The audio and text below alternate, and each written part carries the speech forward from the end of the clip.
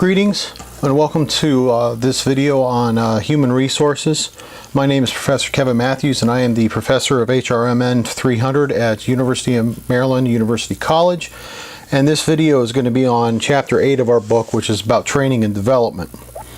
Now on the book, basically, you know, it starts off just like it does otherwise. It kind of gets you in the mood, where it talks about you know, why training and development's important. I'll let you guys read that on your own. I'm not going to go over this in this part. I just want to take a little bit of time and talk about training and development overall as a broad topic before we dive into this. And you know, and I keep going back to the old thing that we had talked about in in the first class. I said, no matter what you do, what your passion is, I could probably find a job for you in training and development. I mean, in human resources, I could find you a job in human resources. And one of the things that I find, you know, most fascinating about, you know, training and development, I have a lot of people that I know who are teachers that are very passionate about training people. They love the teaching aspect of it, and there's certain other aspects of it that they don't really like. One of the things that they always talk about is that they don't like how little teaching pays. And one of my retorts that I usually say to them is, well, if you have a passion for teaching, you can always get into training and development within the human resources sphere.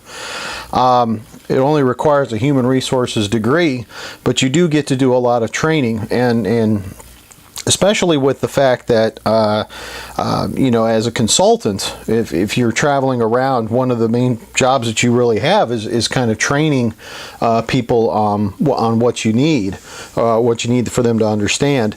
And there's always an opportunity to do some training within that career field. I've been able to do some training and development. I've done some training management in my career. I've also done I did that in the Navy. I've done a lot of training in the Navy. I also do a lot of training, you know, since I've, you know, got out of the military. I've never hesitated to volunteer for a training event within any organization that I've worked in. And of course, I started at University of Maryland University College back in 2014. So I've been involved in training for a really long portion of my life. And you know, of course, when we're talking about training and development here, obviously it's not just, you know, getting up in front of the room and saying a whole bunch of things to people. We're more talking about the management. We're also talking about the development of the programs that you're going to either A, administer yourself, B, be in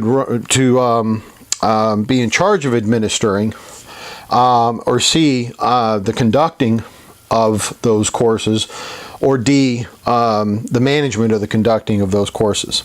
And generally within, you know, if you're a generalist within HR and you work for a relatively small organization, I'd say, you know, between 50 and 100 people, this is going to be one of your functions. You know, especially if you work in an industry which requires continuing education, doctors, lawyers, accountants, you know, engineers, all of these people who, especially those who have certification and require the continuing education aspect of it, you're going to be responsible for it. You know, another one that I don't really talk about other trades, but a lot of the other trades that you have where you have to have official licenses to do what you do, there's going to be a training aspect to it. Now, and we'll talk a little bit about different levels of training and different levels of opportunities for you, the human resources professional, to participate in it. But furthermore, I know this is a 300 class, and that there's some of you who are unfortunately not going to make the what I would think of as the right choice to go into human resources.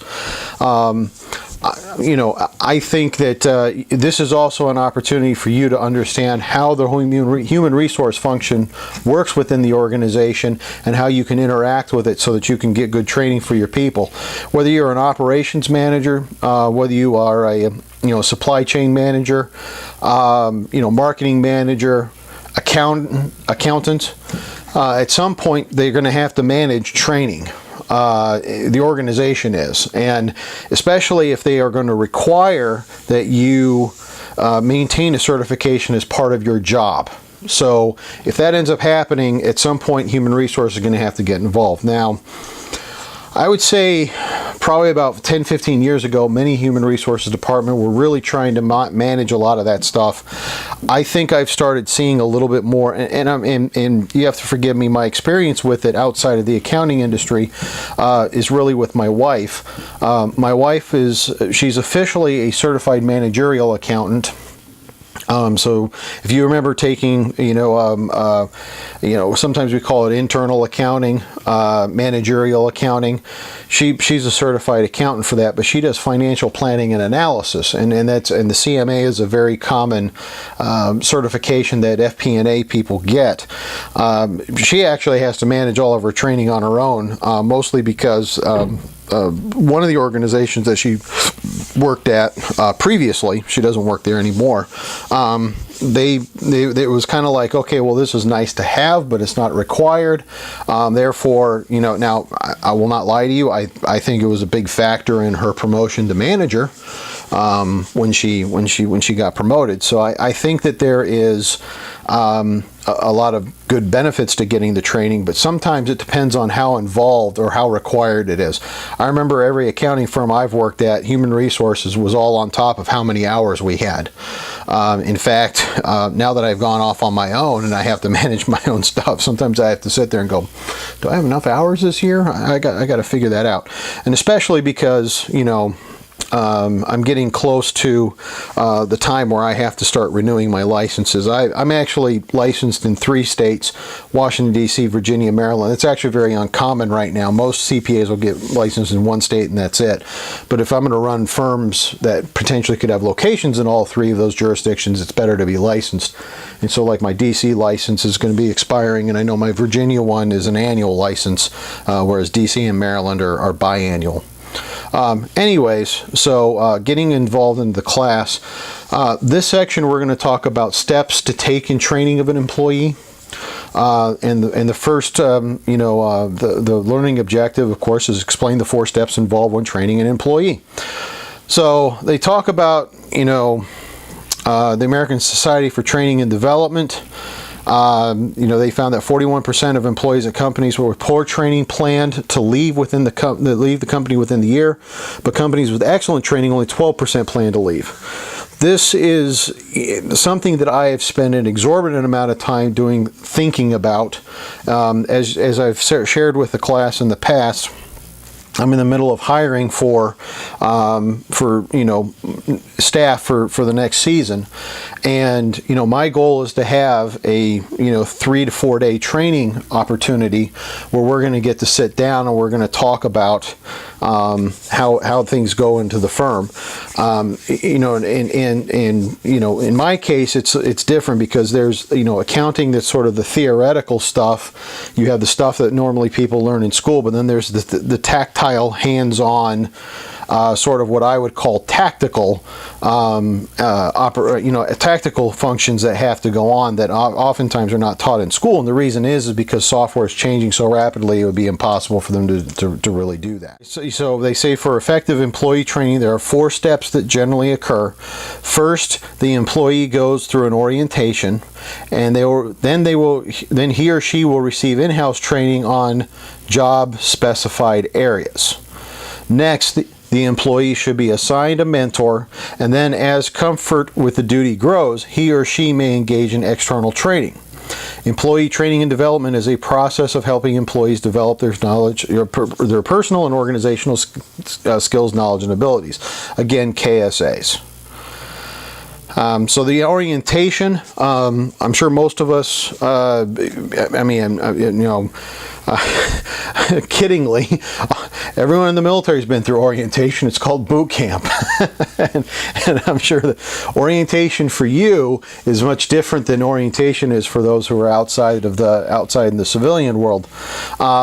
In the civilian world, of course, when you show up for companies, some companies will do an orientation, some won't.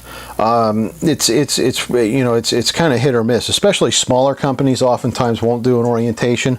I think you should still do it. At least have a scheduled sit down, and this is what my expectations are. Here's your hiring packet. Here's this. Here's an employee manual where we go through things. Filling out your 401k forms if you qualify. The importance of employee. In the importance of, going over policies and procedures and things of that nature. The goals of orientation are as follows. Number 1 is to reduce startup costs. Number 2 is to reduce anxiety. And remember, I don't know, every time I start a new job, it's always got this really exciting feeling, but I always feel like I'm kind of one step behind the power curve on things. And it's not because, I'm aloof, it's just more or less, things are in different places. A very good example, when I was in the bartending industry, it's extremely high turnover. Generally speaking, most bartenders usually don't stay at a place for more than a year. There's groups that tend to, but, they'll find their footing, and they, and I've known some bartenders who have been in one place for 15 years. But generally speaking, it's very high turnover. I was no exception. I probably changed jobs once a year, just because I wanted to experience new things. And usually after about a year, I'm kind of like, okay, yeah, there's really not much more for me to learn here. I'm going to go on to someplace else. But when you show up, you kind of don't know what you're doing, at least as far as how they do things, okay? For example, as a bartender, I knew how to make a margarita. I could make a margarita. I could make, a martini. I could make, an old-fashioned. I can make all of those drinks because I had been trained. I actually went to bartender school. This was back in the early 90s when bartending school became real popular as a result of the movie Cocktail. And so what ended up happening is I went to after I graduated bartending school and I moved into the thing, I knew all the drinks. If somebody came to me and said, "Make me a martini," I knew exactly what was going on. But, certain things like, where's the gin stored? Where's the olives taken out at?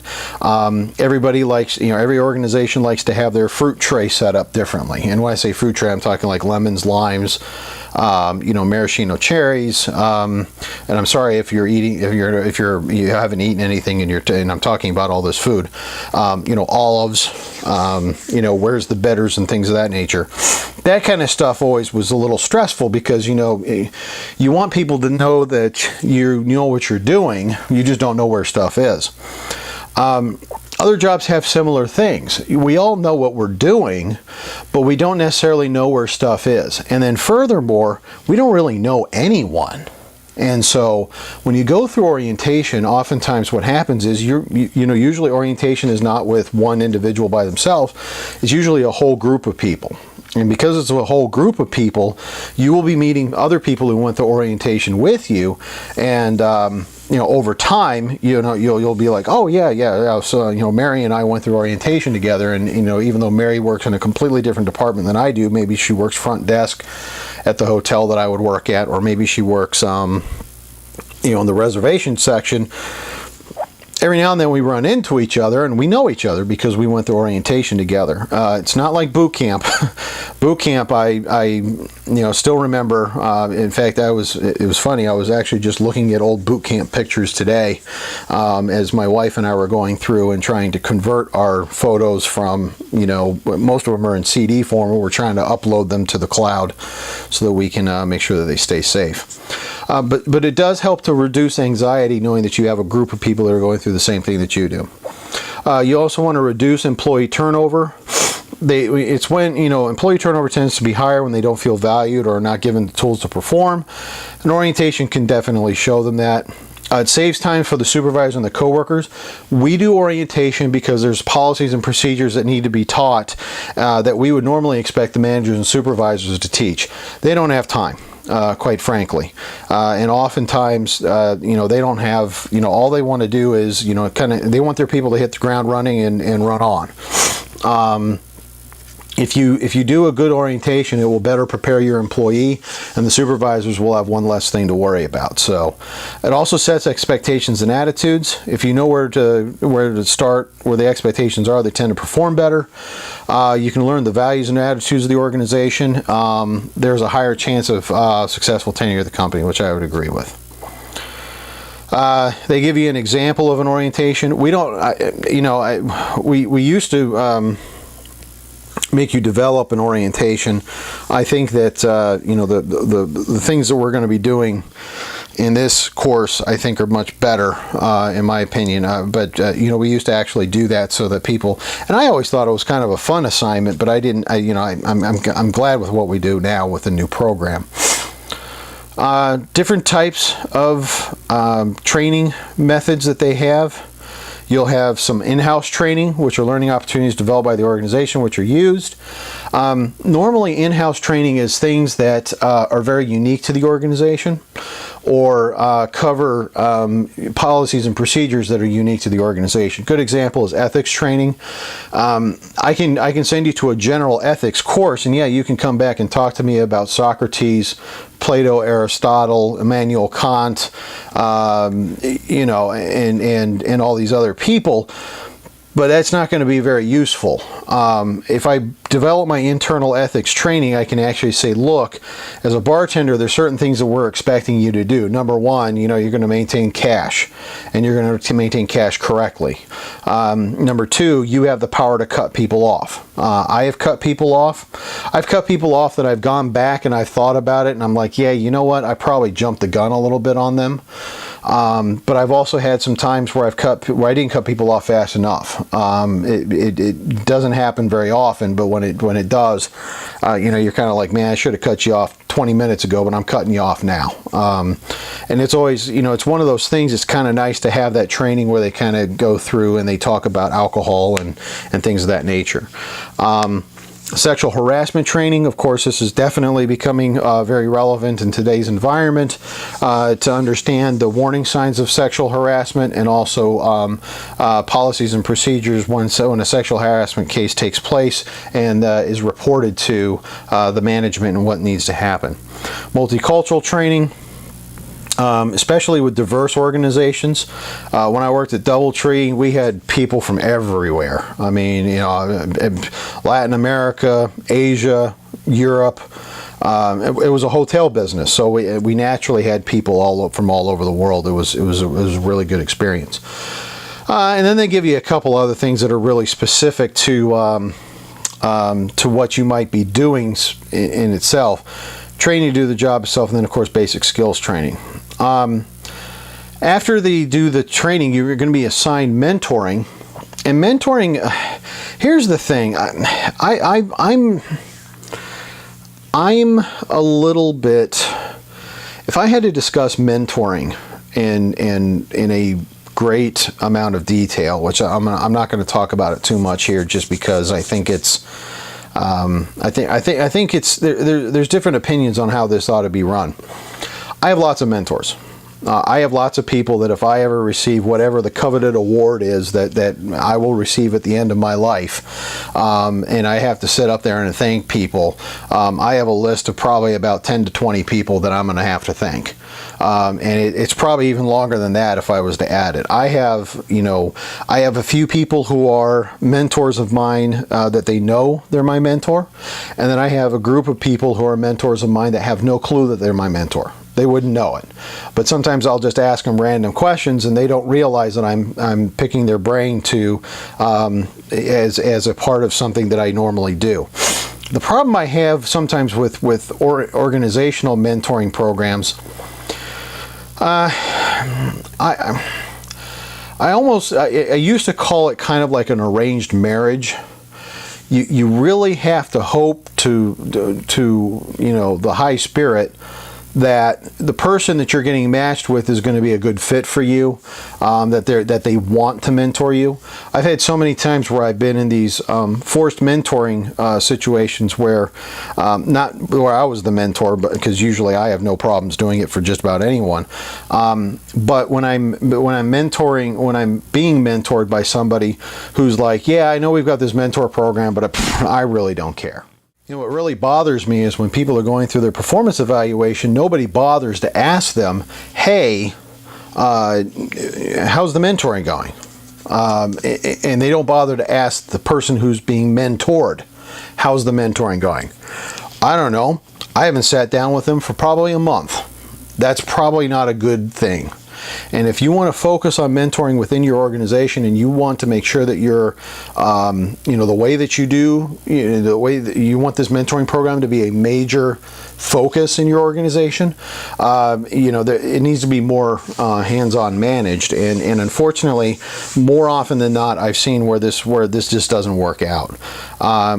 People are going to mentor people for all different reasons. When I was in the Navy and I was serving in my operational squadron, if you were an academy graduate, I mean, there's an old story about what they call the ring knocker, okay? The guys who graduated from the academy, they all kind of huddled around, and the department heads who all graduated from the academy took care of them, and the squadron commander, I had 3 squadron commanders, one who graduated from the academy, and and my good friend Sven would say, yeah, sure, you betcha, he's going to take care of, the people that graduated from the academy, and he did. And it just seems like, that's kind of the thing, but it's like a fraternity.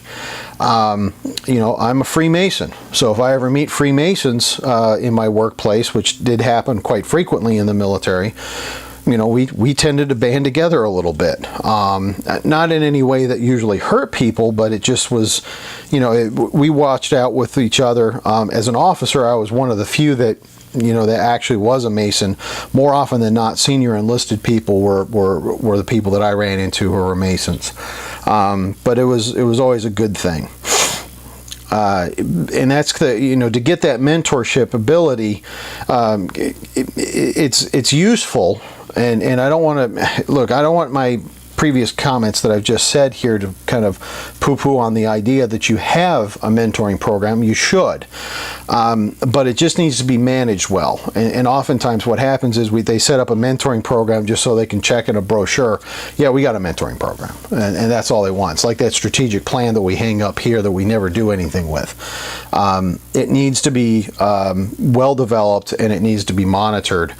And, you have to have people who really want to do it. Then they talk about external training, which is any training that's not performed in-house. Oftentimes, if and I love how they do this, and I'm glad that, this is a good example. To be a Ford Automotive Tech, you must attend Ford Asset Program, which is a partnership between Ford Motor Company and Ford dealers and select technical schools. So, and it's a certification. Another good example, when I was going for my CPA, there's a whole host of programs out there that will take care of you. You've got Becker, you've got Jaeger, you've got Wiley. I did Kaplan. Kaplan's a really good program. I've been very big fans of them. But the thing I really love about Kaplan is that Kaplan doesn't just do CPA review. They do a whole host of different types of training. I was flirting with the idea at one point of doing insurance sales, and all of my I did the insurance sales training program, and I passed the exam pretty easily. I was very happy with that. Gleim has a pilot's training program, and so there's definitely some outside external certification type programs that you can do that will definitely help you in making your career successful. In this section, we're going to talk about types of training. And so the learning objective here is to be able to explain and give examples of the types of training that can be offered within an organization. So the first place that they do is they kind of talk about technical or technology training. I've always, and here's the thing, they're going to talk about different types of training, and the way that they classify a lot of these is, I don't necessarily think it's the standard. so to speak, but I like how they do have a lot of different types of training, and they want you to kind of consider it. One of the biggest problems that I think we have in the human resources world is that oftentimes we're put in charge of training management about a subject we have no idea about, and so it's one of those things that usually it's going to require that we have to get kind of into what kind of training is being done, maybe even participate in the training ourselves at another location. Very good example, if I work, they give you Cheesecake Factory, so I'll run with that. If they make me like a regional HR person where I'm going to go do training and education for people, I might attend the training as I'm hired, working with somebody else, just to kind of see how the training is as a student. And then some of the stuff that they do here, they talk about technical and technology trainings, the quality training, skills trainings, and all that sort of stuff. It requires certain amount of, obviously you have to know about the subject, and it's not necessarily that you're going to be teaching the class, but sometimes you want to at least understand what the subject is in order to make sure that it's managed correctly. Now, sometimes that's just unrealistic. Very good example, if you worked at KPMG, there is no way, or PwC or Deloitte or EY, any of the big four accounting firms, there's no way you can attend all the training that's available so that you can understand how to do the management program. But it might be a good idea to attend, all the big four accounting firms. One of the things that they do is they grab all of us and they, send us all over, wherever. When I was in the big four, they always sent us to Orlando. And then, we would go through training at that point. Usually the HR people were floating around. I don't know how much they were really managing this, or if there was like a separate training department, because the big four are usually really huge. But that's just something that I just want to kind of put out there. So the first type of training they talk about is technical technology. I mean, it is kind of what it is. I love how they do this. Let's assume your company has decided to switch to the newest version of Office. May require some technical training. But sometimes with something like this, you might be able to do an online course. Sometimes it doesn't require, a huge amount of investment in order to do it. It's just, you get an online course, you bring it in, and it's something that can be administered. Quality training. In production, quality is important, obviously. I used to read a lot of books about Japanese Kaizen management. Japanese Kaizen management was very, very concerned with quality, because what they would do is they would say, one of the fundamentals, and I don't want to go into it, this is going to be an entire course, but one of the fundamentals that Japanese management would always say is that, excess inventory just hides your problems. And, in Japan, there's not a lot of room. It's not like they can go out and build a warehouse in the middle of, like we can in the United States, and just have inventory lying around. But if you think about it, they did a very good job minimizing inventory. They did develop what was called the just-in-time system. And so the thought process is that as I'm putting a wheel onto a car, that wheel is going to arrive within, moments, within minutes. Ideally, that would be the case. Now, obviously, it's never perfect, but the thought process is, before this, what would happen is, if I needed a wheel to add to the car, I would have, a whole bunch of wheels that were already made that were being stored here on site. I'd grab one of the wheels and I'd put it onto the car, and then I'd grab the next wheel, I'd put it onto the car. And so what happened is that they decided that, say for example, if they had 100 tires or 100 wheels on this line that I had, they would try to find a way to reduce it down to 50 or even 20, so that, and then have more frequent trips that would actually replenish it. And so quality training, has evolved. Now you've gotten into the ISO standards, which is the International Organization for Standardization. They're up to ISO 9000. I've actually seen, I think it's ISO, don't count me on this, but I think ISO 14,000. Yeah, that's what I was going to say, and luckily they've got it here. It's not so much that ISO 14,000 is better than ISO 9000. It's that they do different things. For example, they say here 9000 is set for quality management, while ISO 14,000 is environmental management. And that's where I was hearing it a lot, because when I was in the Navy, environmental management was a huge topic. I mean, the Navy really would like to go green. Not so much as much about, I mean, obviously cost savings would be phenomenally good, and then of course doing good for the environment. But of course, there's a strategic advantage if you're able to produce your own power without having to rely on power plants, hundreds of miles away. And so that's just, one of the main reasons why they'd love to do it, I'm sure. Then you have skills training, which is, where they talk about the proficiencies needed to actually perform a job. Administrative assistant might be trained how to answer the phone, while a salesperson at Best Buy might be trained in assessment of customer needs on how to offer the customer information and making a buying decision. One of the things that I found fascinating, I've been hearing this advertising on the radio talking about how sales staff oftentimes don't ever receive professional training, and it's made me wonder, especially as a person myself. I'm a partner. I mean, I'm an owner of my own firm, so I do a lot of sales for my firm. I've never attended any specialized sales training. I've been doing pretty well. I mean, I've had 200% growth year on year. So I'm not, well, actually more than 200% now that I think about it. It's actually more like 300%.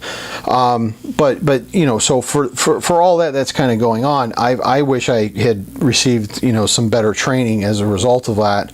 Maybe I'm missing some opportunities that I wouldn't know. So if you're going to be giving people those kinds of opportunities and training, it helps them to do their job better, and oftentimes one of the things that you'll run into with management is there's a cost benefit to it. And so, if they're going to send you to a type of training where it's going to cost, say, $3,000, they're going to expect your sales to correspond to an increase, to sort of cover that training. Again, usually historical averages are going to allow you to know that, and through that you'll be able to make good decisions as whether training is very useful or not. And that's something that you're going to hear about a lot when you get into training management is, what's the ROI? What's the return on investment? If I'm going to spend $80,000 a year for a professional trainer to come in and train me on whatever skills that need to be done throughout an entire year, I better be seeing productivity that's going up to, at the very least, cover that person's salary, but at the very, at the ideal, making me a whole lot of money on the other end. And so sometimes, and this is kind of getting out of this, but sometimes you're going to have to create ROI analysis to be able to say, look, if you give me this amount of money for this training, I'm going to be able to do these various things for you. We live in a very quantitative world. I do have to say that I've noticed that a lot of times, a lot more recently, qualitative issues usually have been coming up as thoughts, which is good, because I think both are important. But oftentimes when you're trying to justify something, someone wants to say, show me the numbers. Show me the numbers. If I can get the numbers behind it, I can do it. They have soft skills training as another type. Personality type, social graces, communication, personal habits. I remember when I worked at a country club many years ago. Actually, let me do some quick math here. It actually was well over 20 years ago, probably 25 years ago now that I think about it. When I worked at the at this country club, I did have to take some etiquette training because people at this country club, it was there were a lot of these were like the city leaders, and so they would come around and do stuff all the time. So you had to learn how to pour wine correctly. You had to learn how to offer the martini to the person. Special etiquettes when we didn't do smoking smoking anymore, but I knew that in the past they had taught, you know, when somebody sits at the bar, sticks up their cigarette, that means that it's your job to run over and go light it for them. That's customer service. Not that I would suggest anybody start smoking, and I would definitely not encourage that on anyone, but there's just certain etiquettes that you would have to learn so that when you're dealing with people in a formal setting, you don't make the club look bad, because these people, and I didn't realize this at the time, but I mean, here in the Washington, D.C. metro area, the average club membership for a lot of the really good clubs, initiation fees are $80,000. That's just the initiation fee. That's not including the monthly charge. I know a couple clubs where the monthly charge is around $750 a month after you've paid the $80,000 initiation fee. That's a lot of money. And so, you know, they're going to make sure that when they get there, there's an experience that they're going to receive. And so that's kind of what they're looking for when they're doing sort of that type of soft skills type training. But soft skills can be other things. You know, for example, I think I talked to you in the past about, we had a person that we had hired. He had a very heavy accent, and every time he got on the phone, people had a very hard time understanding him. And so he came to us and said, look, I know customer or clients are not happy with the interaction they're getting with me. They're having to ask me to repeat myself several times. Get me some training so I can get over this. And, you know, the organization happily obliged, and I was actually very proud of that. He did it, and so they call these like accent reduction classes, just to kind of help people where they're able, you know, and actors do these things all the time. You know, it's very interesting. I had never even known that Mel Gibson was an Australian actor for years after watching him, you know, back in the 80s. I didn't even know that he was an Australian actor until all of a sudden I heard him. He was back in Australia talking. He was very involved in politics back then, and he was trying to, you know, support some of the people he was going to support to get to run for office. And he was speaking in an Australian accent. I didn't know if he was acting then or if he's acting when he comes here.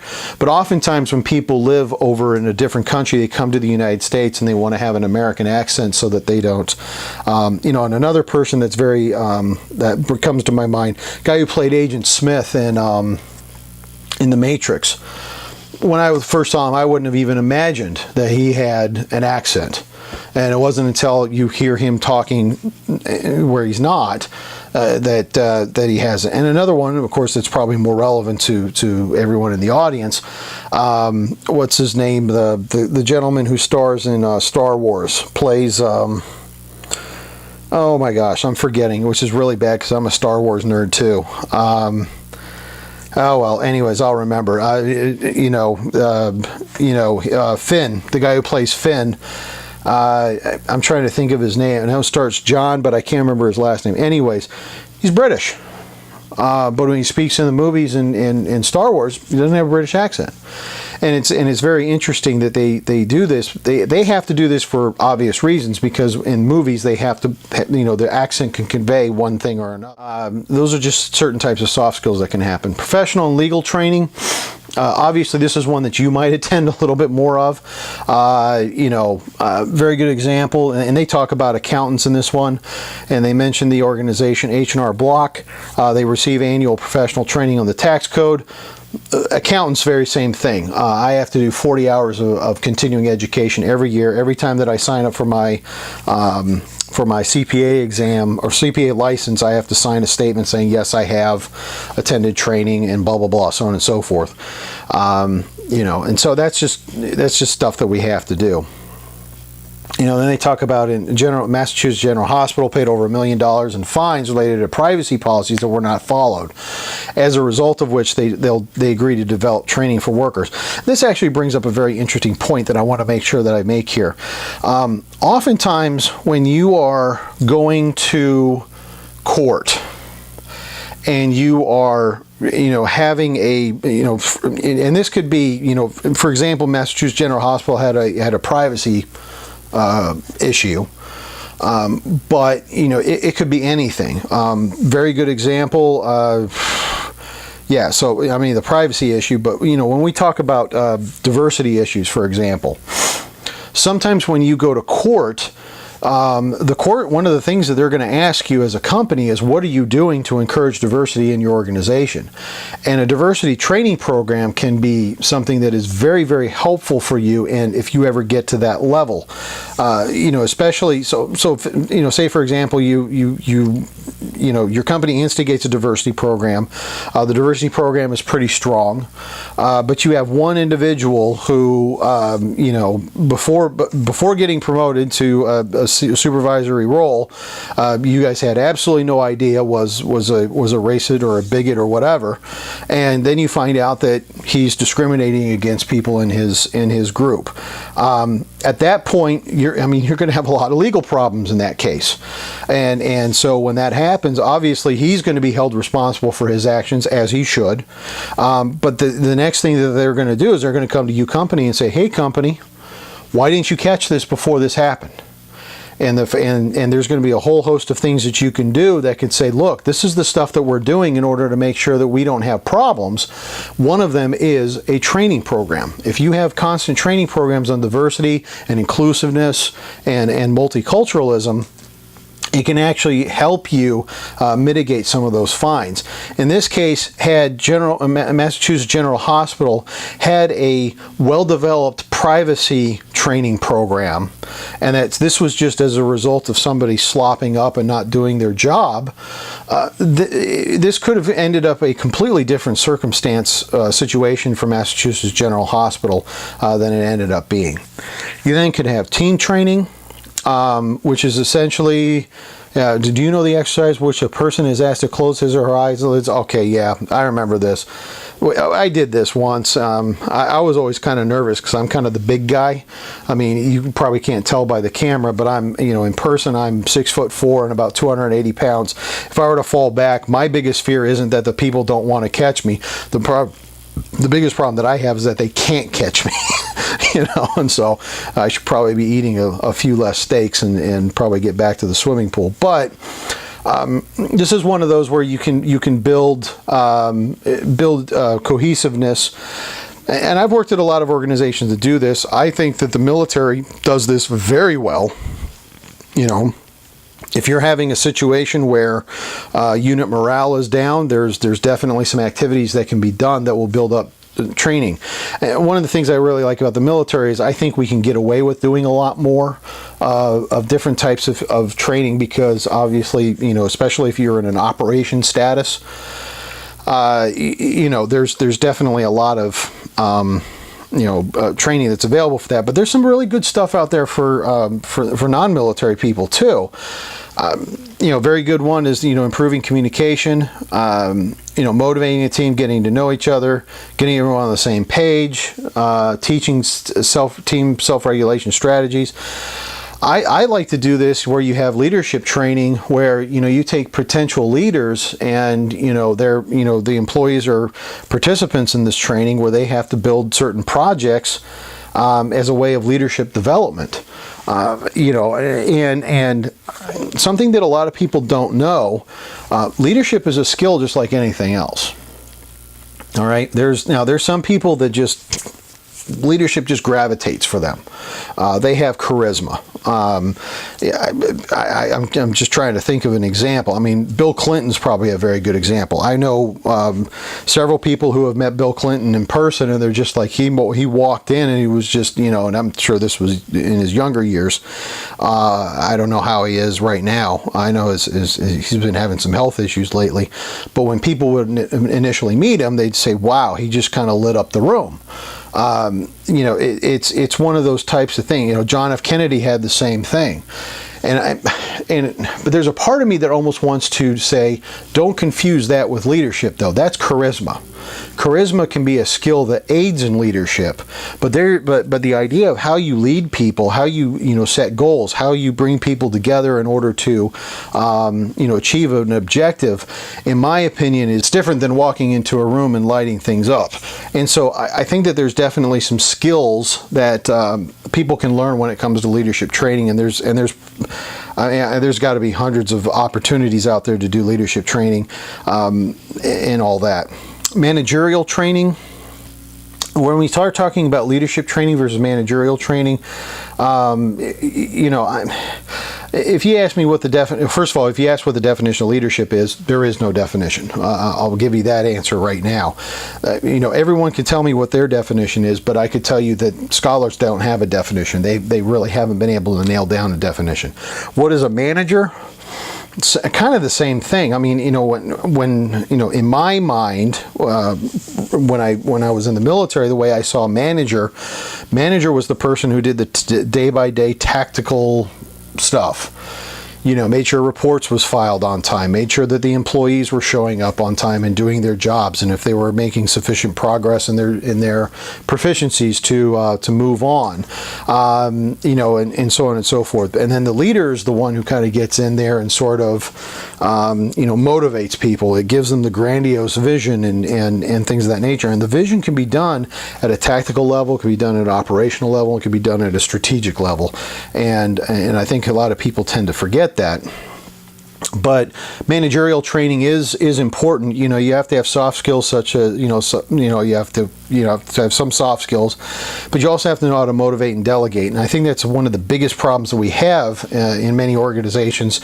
They don't do delegation very well, and so sometimes you have to learn those delegation skills, because if you don't, what happens is you get a person who's really good at what they do, you move them up to manager, well, they still want to be really good at what they do, as opposed to realizing, as a manager, it's my job to, hey, staff, make sure you're getting X, Y, and Z done. Senior, make sure you're getting X, Y, and Z done, and things of that nature. Safety training, we're going to talk about this a little later on when we get later on into the course. Safety has fallen into HR's roles. You'll probably notice it more in high hazard or high risk organizations. Good example, construction. There's, the OSHA, the Occupational Safety and Health Administration. There is a significant role that OSHA plays in the safety of our organizations, and technically, they pretty much can go almost anywhere. And we'll talk about OSHA when we get later. But if you have, it used to be, I don't know if it's still the same. If you had an initial safety violation, it could be $7,000 per incident, and then if you had a willful or constantly repeating safety violation, it could get you to where you have $70,000 per incident. Very good example, if I have a conveyor belt and there's safety pins that are required as part of OSHA mandates to be installed. I mean, I'm just picking something completely out of my you-know-what, and it may not be that case, but if I was required to have 25 pins installed and I have no pins installed, technically they could see it, depending on how they want to go, they could see it as 25 instances. Very good example. Another one is fire extinguishers. If I'm required by OSHA requirements to have a fire extinguisher every 300 feet, and my building has no fire extinguishers, they could go out and measure out 300 feet and where it should be and say, you were required to have 10 fire extinguishers, you don't, that's $7,000 per incident, I want to check for $70,000. It's very important that our safety is managed correctly. Safety training is a type of training that ensures that they are protected by injuries. A very good example, this construction safety that they put down here is probably, the biggest one that I come up with a lot. Making sure everybody's wearing hard hats when they're dealing with, if they're walking into unsafe environments, making sure that they're wearing their goggles. If they're handling, if they're doing any welding, they have to make sure that they're wearing their helmets and that their helmets meet certain standards, and those standards need to be communicated. Most of the time they would have gotten it in their apprenticeship training. However, you want to make sure from a company standard that you have at least revisited it, so that if the worker does not do it, you can say, we had a policy to do this, they didn't do it. So OSHA, please, forgive us on this one. We will deal with the employee. Sometimes that can help mitigate some of that stuff, or at least it could get it to where it might move you from a willful, which is $70,000, down to an unintended one that might go down to $7,000. So there's a wide range of reasons why we want to do this training. All right, so in this section we were going to talk about training delivery methods. And the objectives of this is to explain the types of training delivery methods. Imagine that. So they have on-the-job coach training delivery. That's where they have, very good example. Somebody, very good example. Every time I would show up to an accounting firm and they would basically assign, most accounting firms that I worked in one of two different structures. Either we had what we called Cube Nation. So there was, the cube, you walked in and there's just cubes everywhere and everybody goes and they sit down at their desk and they do whatever they need to do. Usually what will happen is they'll take a coach that's somewhere near your location, and then if you have any questions, you can go and you can bug that person in order to get it done. Or if you need to get some stuff done, you can do that. And so that was sort of on the job coaching that's done. They could. And that's one level of the job coaching, and then they give you an example here, of a person who's professionally trained as a on-the-job coach that comes in and helps you get your stuff done. I've not actually personally seen that, but I would imagine that an organization that's like that probably, if they just hired professional people that just traveled around and just said, okay, we got a new person who's working in these different areas. I would imagine they'd have to be a pretty large organization to be able to afford somebody who can do that as their primary job. Mentoring and coaching, training delivery. Mentoring, that's kind of where we talked about where, if I first show up, they say it's more different than on-the-job coaching, which tends to be shorter term, focus on the skills needed to perform a particular job. Mentoring is, somebody that you go and you sit down and you have a cup of coffee with and they say, what's going on? And you sit down and you tell them everything that's going on. And they're like, yeah, Kev, I think you're right in these areas. I think you should, be careful in these other areas, and they kind of help you navigate the perilous waters of how you become successful within whatever organization you're working. Coaching training delivery is, where, the idea that, mentoring is a process, so they don't really delineate down here. I tend to see mentoring and coaching a little bit differently. I tend to think of coaching as more of a top-down approach, with an end goal in mind. Mentoring is basically just to give you an opportunity to succeed in your career, whichever that guidance, whichever that direction is that you want to go. Brown bag lunch training delivery. This is a very common thing in our industry. What will happen is, and especially with SHRM chapters, some SHRM chapters will basically be like, hey, we're going to have a brown lunch, and we're going to talk about the recent law that came out about diversity. And so they'll have an expert that comes in, everybody brings a brown bag, which is, the reason why they like to do brown bags is because it's cheaper. Everybody brings whatever they want, so that there's no complaining about the food, and so it tends to work out for, with a lot of advantages for everybody.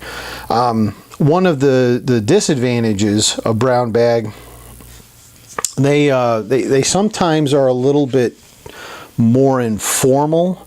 And as a result of which, if you are, if you're talking about something that requires a lot of formality, sometimes you might not want to do a brown bag lunch because what's happening is that people are eating chips and maybe they're not hearing everything that you're doing. That's one disadvantage I've seen with this. But I do like how they talk about HR might bring in a specialist on 401k plans. I've actually seen 401k plan trainings that are done by state local SHRM chapters, and so that's a very good one to be involved with. Web-based delivery training. This is actually very common, especially in the accounting industry. I don't tend to like to do them just because I tend to like to go to the classes, network, shake hands, kiss babies, and meet new people. But the web-based delivery training is very useful. I like to do it for very short training. For example, in the CPA world in Virginia, I am required to have 2 hours of Virginia-based ethics every year.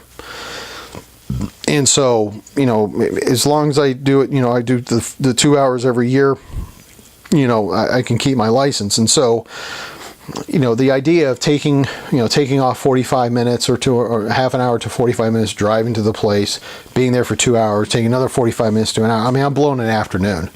I might as well just sit there and go in my office, open up the training module, do the 2 hours worth, sit through it, and then go back to work. But a lot of times they try to do these online training where it's all day long training. I just don't tend to like those very much. I like the feeling. Plus, a lot of these also offer some really good desserts, which I enjoy. Again, another reason why this stomach is definitely here. And they talk about different types, synchronous courses, which is instructor, asynchronous, which is self-directed. I've attended both of these. When I first got in the accounting industry, my firm was using what was called the AICPA's Web Express, which was like an unlimited number of courses. You could sit down and just knock out all the CPE that you wanted to. I got hired in November.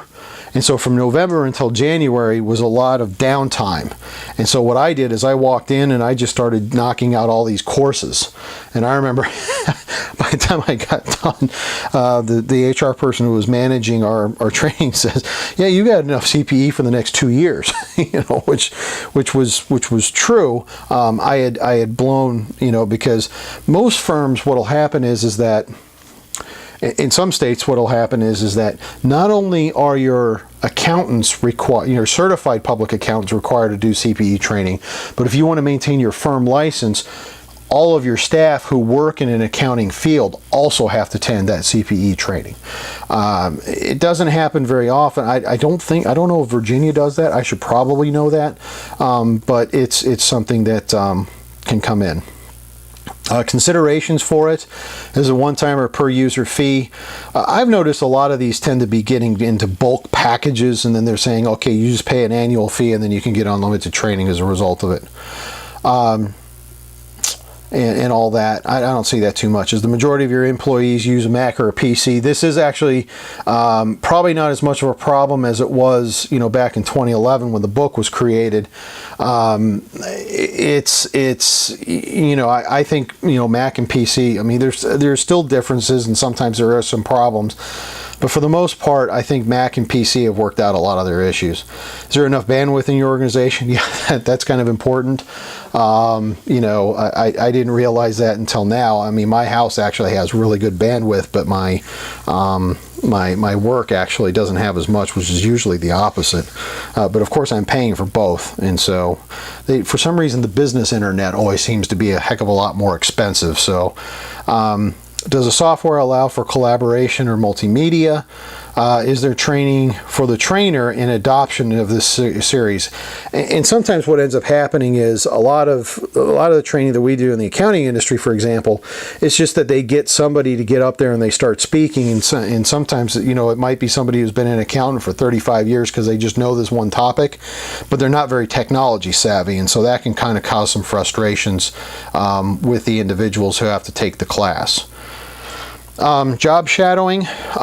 We in the military, we used to do a lot of this. I guess we still do.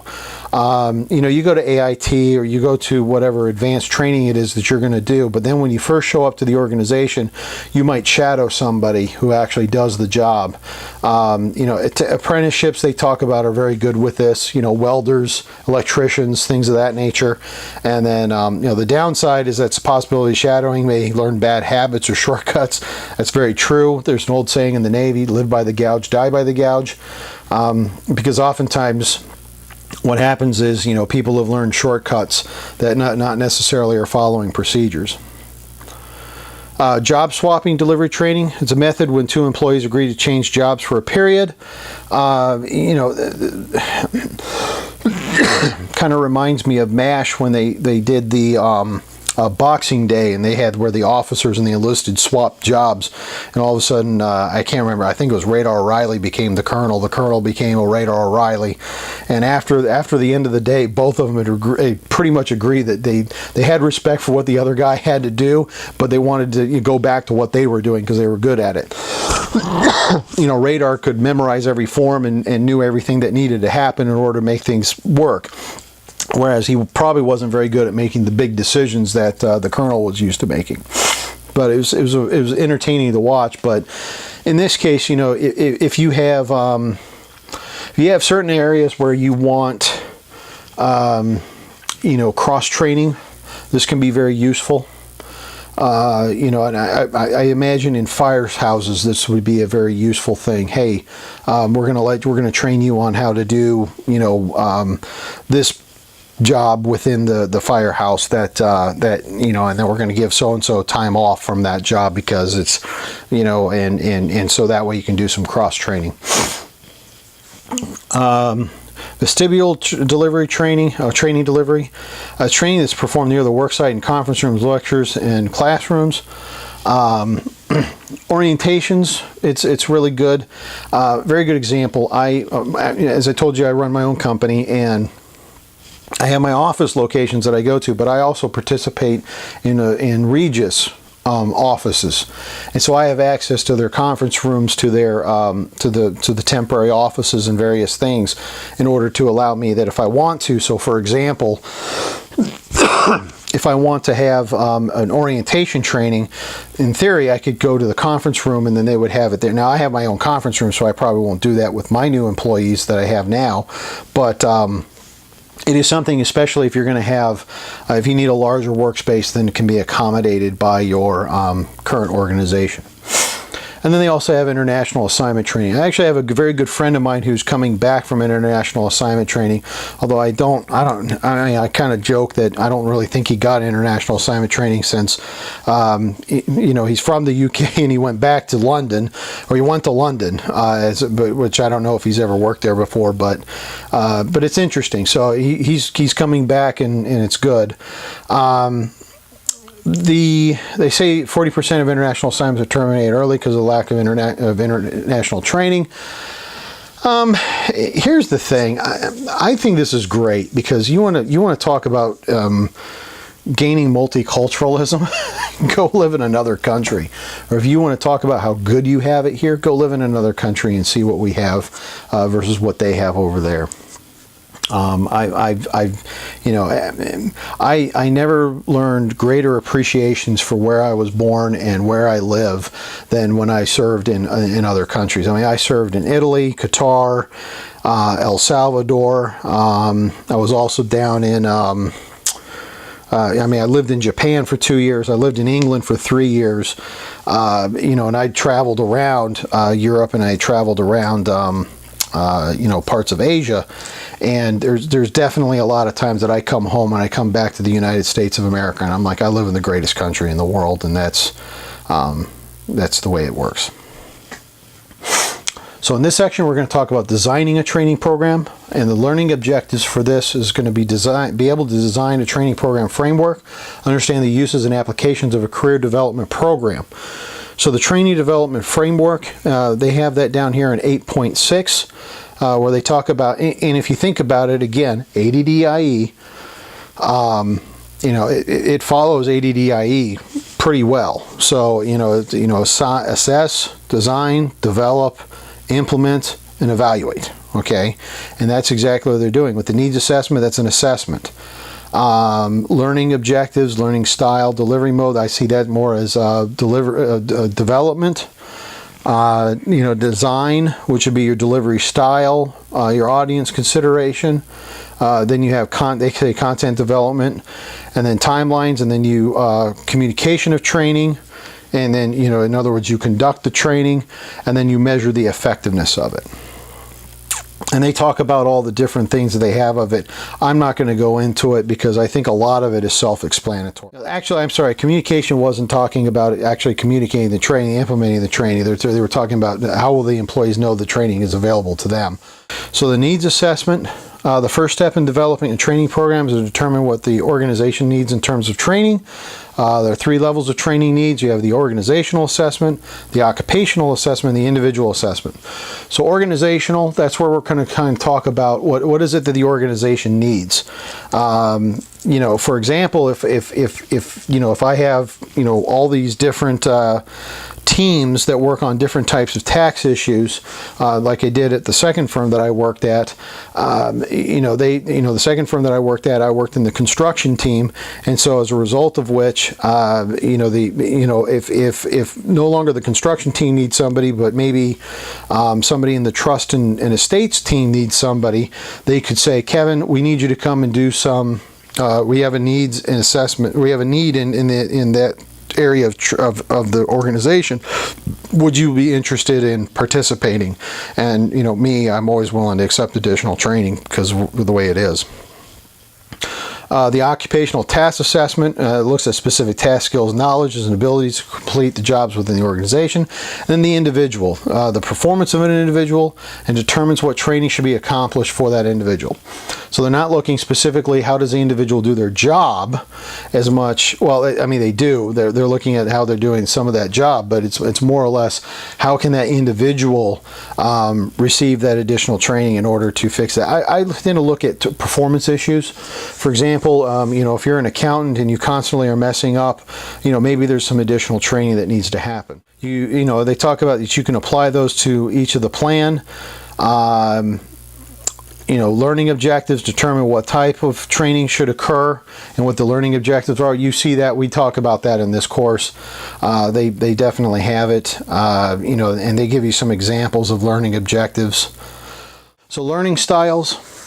They talk about down here that there's 3 different types of styles. I actually learned there's 4. And they talk about the visual learner, the auditory learner, and the kinetic learner. I also noticed that there's a tactile learner. And at first, when I first learned about this, and I was like, what the heck's the difference between kinesthetic and a tactile learner? And very good example. People that tend to learn tactile tend to be in your trades fields. Okay, they're the type of people that they learn by taking something apart.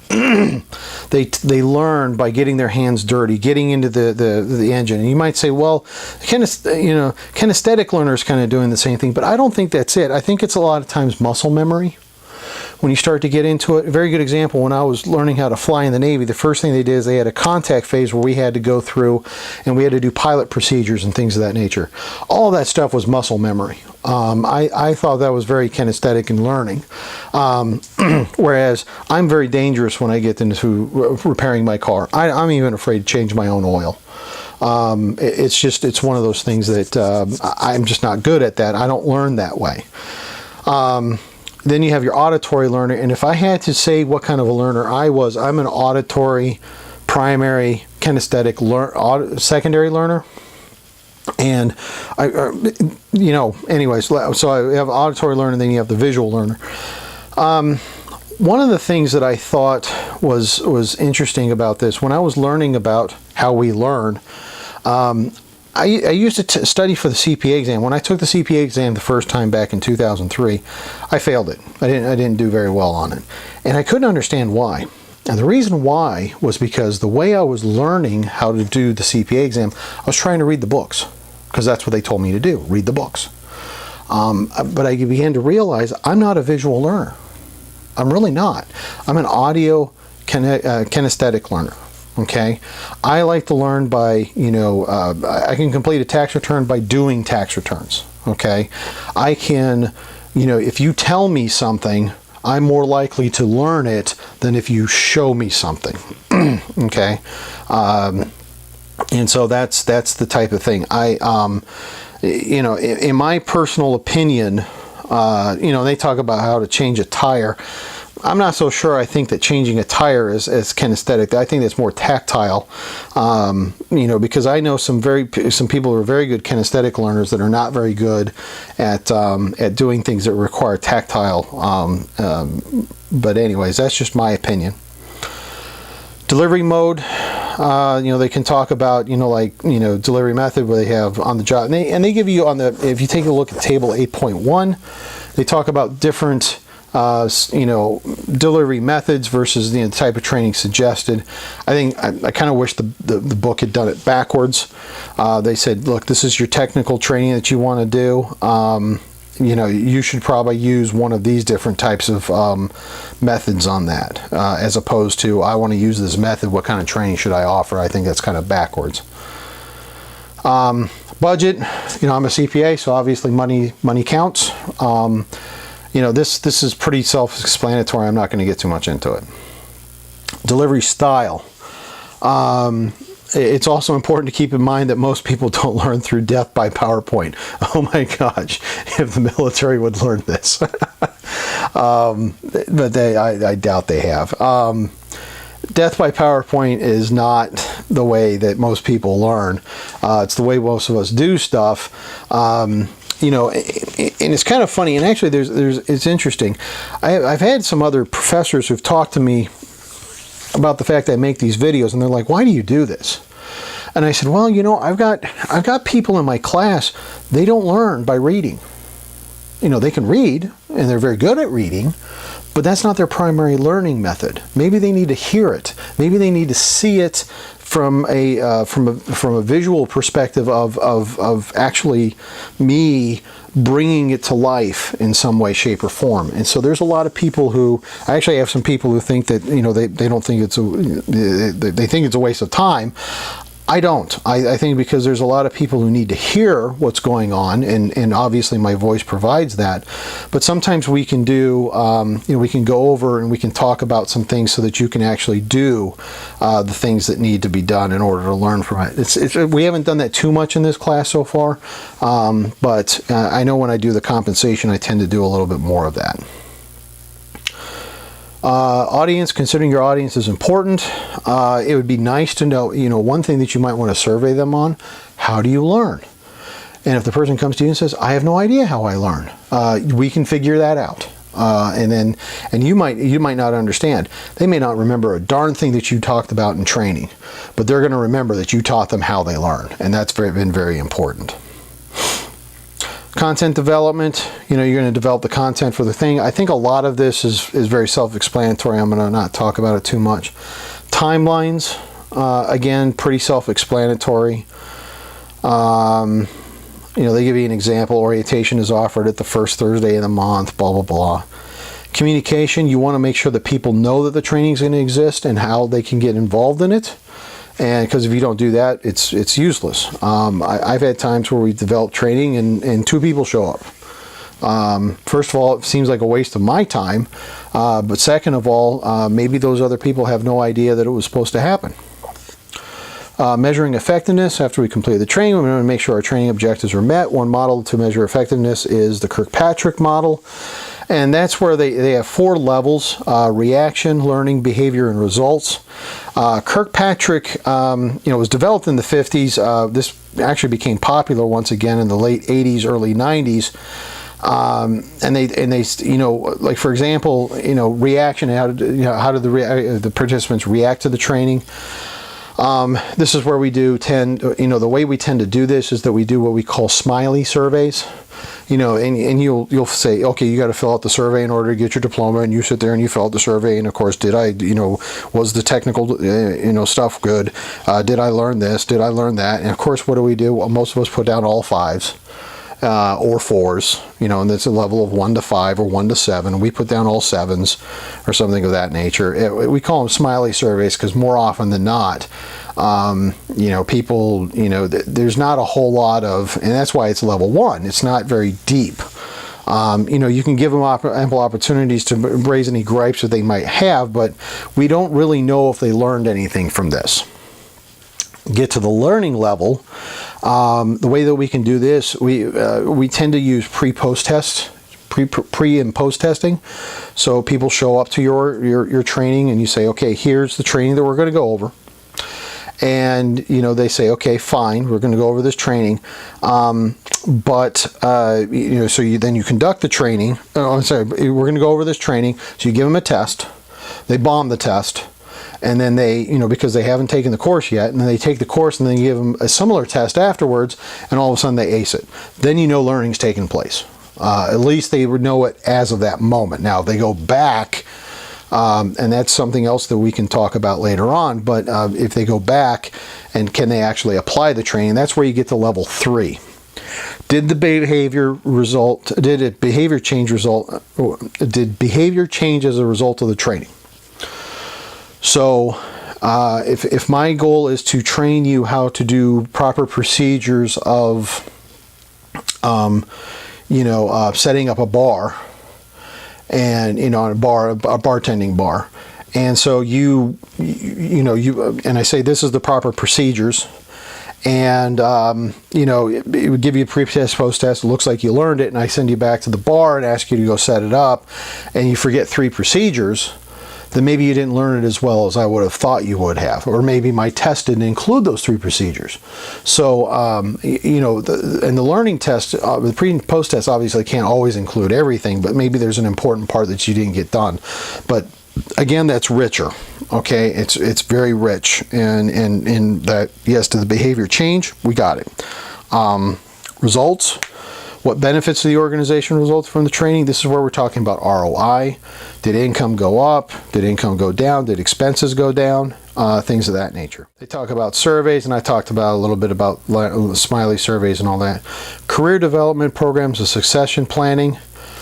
Another aspect of career training is the career development programs. And one of the things that we don't really talk about it, I think, as much here as we probably do elsewhere, you really, really, really at some point want to develop the career that the person is going to go through as they work in your organization. So, for example, in my organization, as I told you, I'm hiring, right now I'm probably going to hire 2 interns for tax or accounting, and I'm going to hire a front desk administrations person. So the front desk administrations person is not going to be the front desk administrations person for very long. At least that's my goal. My goal is that within 1 to 2 years, they will have finished whatever college that they're at.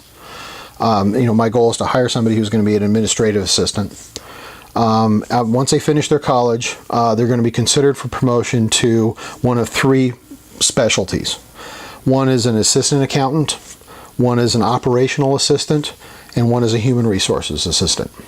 Okay, depends on what they want to do. As the front desk person, they're probably going to be doing functions of all 3, but they're not going to be managing the process of all 3. Okay? Within 2 to 3 years, they will move from an assistant to a staff level. All right? Within 2 to 3 years after that, they'll move from a staff level to a senior level. All right? Then they'll move from a senior level to a management level. Now, here's the thing. If my organization needs a manager early, I can hire somebody. I can do my free agency like I talked about in the past. I can go hire somebody and I can bring them in temporarily to fill that manager's role, while the younger person who's come to my organization, learns up and gets ready to take over that position when they're ready. And so I've sat down from a front desk person, and I've mapped out 3 potential career paths for that individual. All right. For my staff, for my accounting, you come in, you do your internship, you graduate with your bachelor's degree, you can become a staff. 3 years later, you're going to become a senior. 3 years after that, you're going to become a manager. And this is kind of general. This is in general. Now, obviously, it's going to depend on, there's certain wickets that they have to hit. To become a senior, you have to have a master's degree, or you have to have passed your CPA exam. To become the supervisor / manager, you have to have your CPA and your master's. Okay, so there's different wickets that end up getting done. So by having those career development plans, now that I've seen where the path is going to go, now I can sit down and I can say, okay, as a front desk operator, because I'm going to take you into one of these 3 jobs, there's certain tasks that all 3 jobs need to have done that you're going to perform that are at a very low level, so I can test you, and you can also test the waters and figure out where you want to go. So that's how you kind of develop this. And I say you take the end in mind, work backwards, and figure out how you're going to be able to get that done. To develop this type of program, managers can consider a few components, talk to the employees, create specific requirements for career development, and use cross-training and job rotation. This obviously happens in bigger organizations. Utilize mentors. Again, I'm a little skeptical of it, only because sometimes formal mentor programs don't do it very well. One of the things that you want to do when you're doing a career development, you want to meet individually with your employees to identify their long-term career interests. They say it may be done by a human resource manager or the direct manager. Identify resources, and this is something that's constantly changing. There's people who are going to, as they're working, you know, what you don't want to do is sit down with somebody who's just been hired, and the first thing you're going to ask them is, well, where do you want to be in 5 years? That's kind of a neat question to ask in the recruiting aspect of it, but when they've already been hired, they have no idea. They could tell you, I want to be a manager in 5 years, but let's be honest. Say they do this for 3 years, and then they do, you know, they make the senior, and then at 3 years afterwards, they kind of go, you know what? I've been watching what happens. The manager's always here, you know, 60, 70 hours a week. Maybe I don't want to do that. So then that person says, well, there's something else that I want to do. Maybe I want to be an occupational specialist instead. In which case that person never becomes a manager, but they still receive periodic pay increases as they continue to perform work at the senior level. Well, I'm open to that.